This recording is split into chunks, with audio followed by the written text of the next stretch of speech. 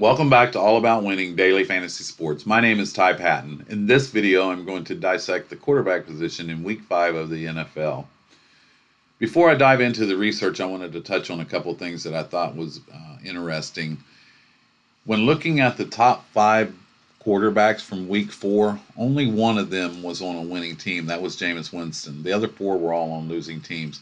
In comparison, which I'll cover this in my next video, the top 5 running backs were all on winning teams, which tells you a little bit about game script and why that's important when you're building lineups.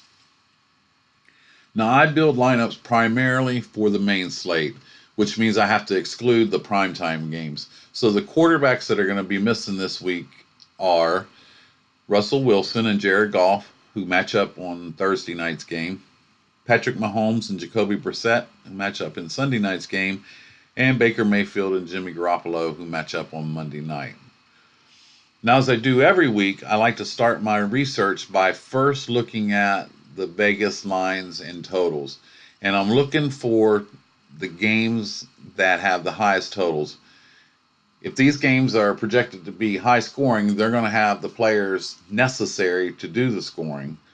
That doesn't mean that I stop there. That's just a place that I start. And I don't limit myself to just that, but that's a good starting point. Now, in Week 5, the following teams have high totals.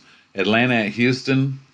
Houston's a 5-point favorite with a 48.5-point game total.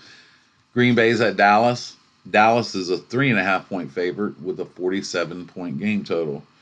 Arizona's at Cincinnati. Cincinnati's a 3.5-point favorite with a 47-point game total. And Tampa Bay's at New Orleans. And New Orleans is a 3.5-point favorite with a 47-point game total. Now, I want to make sure I reemphasize that's not where I'm going to stop. That's just where I'm going to start.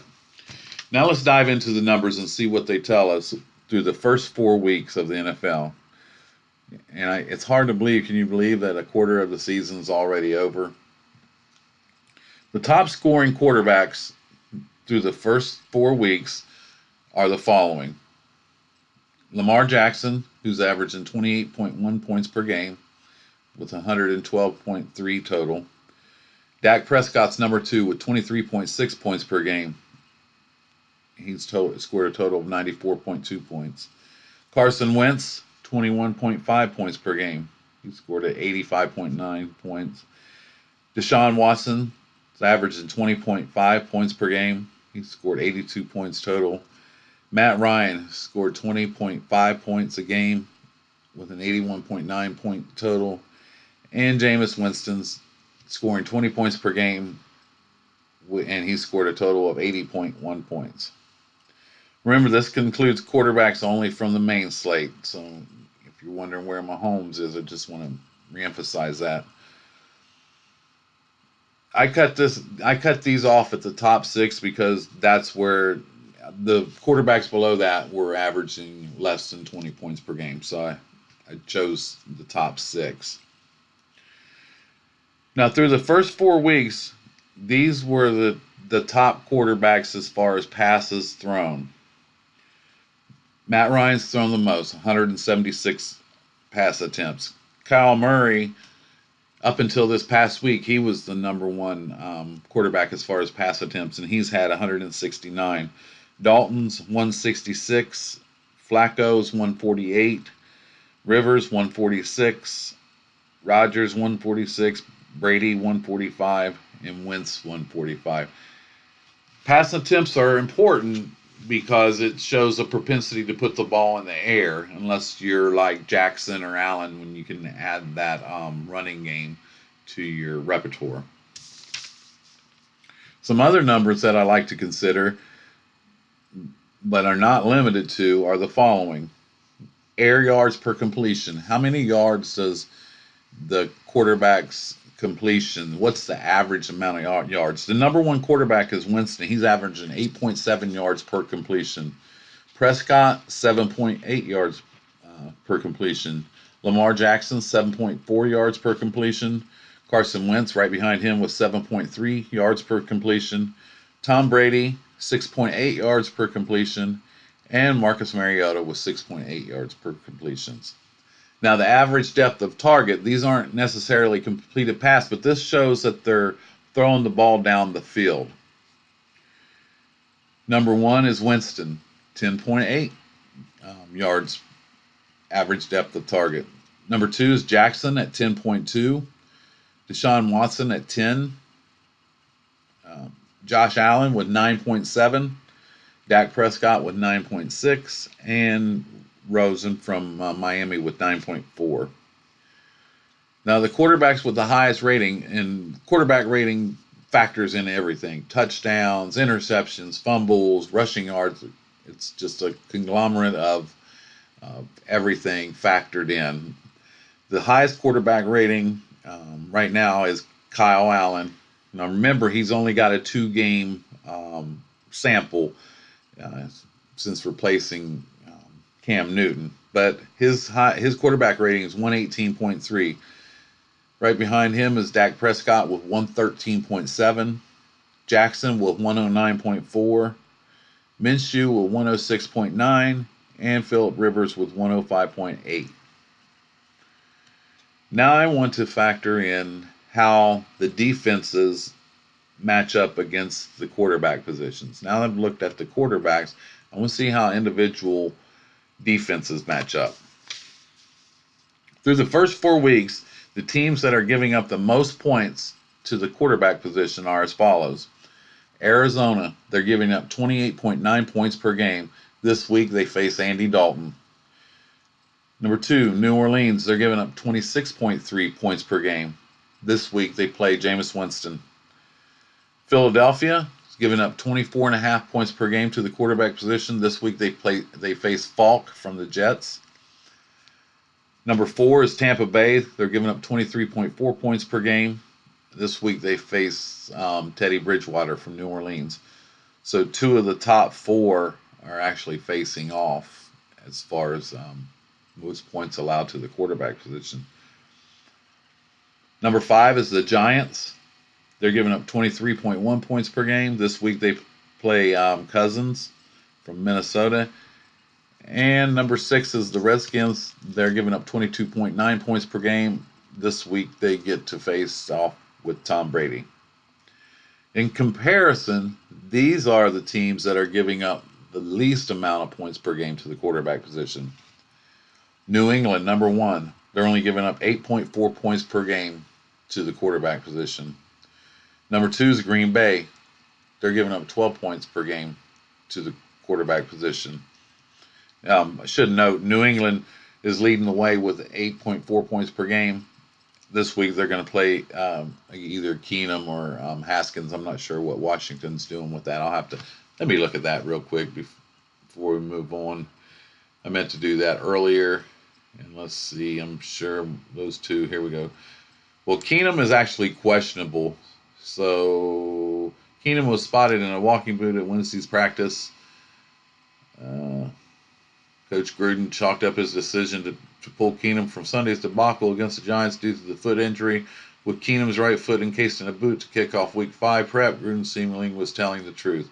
In any case, Keenum was in a similar situation last week, wearing a boot before ditching it Thursday and getting a full listing on the Redskins. So we'll have to pay attention to that, but I don't really think that's going to be a quarterback that a matter of fact, I know it's not going to be a quarterback that I target this week. Green Bay, they're giving up 12 points per game. They're going to face Dak Prescott this week. That should be a really interesting matchup. Buffalo, they're giving up 12 points per game. This week they're going to face off against Mariota. Denver, giving up 12.6 points per game. This week they face Phillip Rivers. And Dallas is only giving up 13.8 points per game. This week they're going to face Aaron Rodgers. So there's a couple games. There's going to be some things give, either the defense or the offense. Now, the next thing I do is I cross-reference these numbers with the numbers that I had with the top quarterbacks. And these are the quarterbacks that I'm going to consider from the research that I've done so far. Now, I do reserve the right to change my mind on Saturday when I build lineups. And if I do, I promise you I'll tell you, and I'll tell you why. But If you look up here in the upper right corner, it shows my username, CowboyFan215. If you see me in any of the main slate contests, I assure you that the player pool that I share on Saturday will have some combination of just those players. And that's just how I build lineups, and I want to be transparent with you guys. So these are the quarterbacks I'm going to consider for the player pool in week 5, and I'm going to tell you a little bit about why, summarize a little bit. Matt Ryan, he's only $5,900. He's averaging 20.5 points per game. He has the most pass attempts. He is playing in the game with the highest total on the slate. He might go a little bit under-owned when you think of what the ownership for some of the bigger names, such as Jackson, Watson, Brady, Prescott, Rodgers. And he's $5,900. He might have a lot of value in that game. Number 2 is Watson. Same game as Ryan. Watson's averaging 20.5 points per game. He's a home favorite. He has a 10-yard ADOT. And he's, as I mentioned, he's playing in the highest game total on the slate. Watson's 6,700. So 800 more than Ryan. But he's home, and home quarterbacks, I tend to like the home quarterbacks. Dak Prescott. Dak is 6,000, I believe. Yeah, Dak's 6,000. He's averaging 23.6 points per game. A home favorite. He's second in air yards per completion at 7.8. His ADOT is 9.6. He has the second highest quarterback rating at 113.7. The only thing that concerns me is the matchup, which I mentioned a few minutes ago. And Green Bay is only giving up 12 points per game to the quarterback. So it's either going to be Dak or Zeke in this week, and I'll cover this as well in my running back video. Green Bay is one of the worst teams against the run so far through 4 weeks. Next, Andy Dalton. He's $5,700. Arizona is giving up 28.9 points per game to the quarterback, worst on the slate. There's some other things to factor in that I think lower his ownership. The game, or the debacle on this past Monday night against the Pittsburgh Steelers, will create some recency bias and probably cause his ownership to go down. And at his price, he could be a value because Arizona runs really fast offense. There's a lot of plays. If they run a lot of plays, it means the other team's probably going to be running a lot of plays too due to the pace of the game. And you could see a situation of Dalton airing it out and some points being involved in this game. This game actually has the third highest total at 47, actually tied with a couple teams at 47. Cincinnati is a home favorite. And again, he's $5,700. Lamar Jackson from Baltimore, 28.1 points per game, 7.4 air yards per completion. He has the second best ADOT at 10.2 and the third highest quarterback rating at 109.4. He's $7,100. I'm not sure if I would want to spend up at quarterback this week. I'll look at ownership, and I'll mention that Saturday when we build lineups. It looks like everybody's going to spin down and go the cheap quarterback route this weekend. I might spend up and get up there to Lamar Jackson. He's actually he's the highest on the slate, $7,100 at home against Pittsburgh, which is a really good matchup.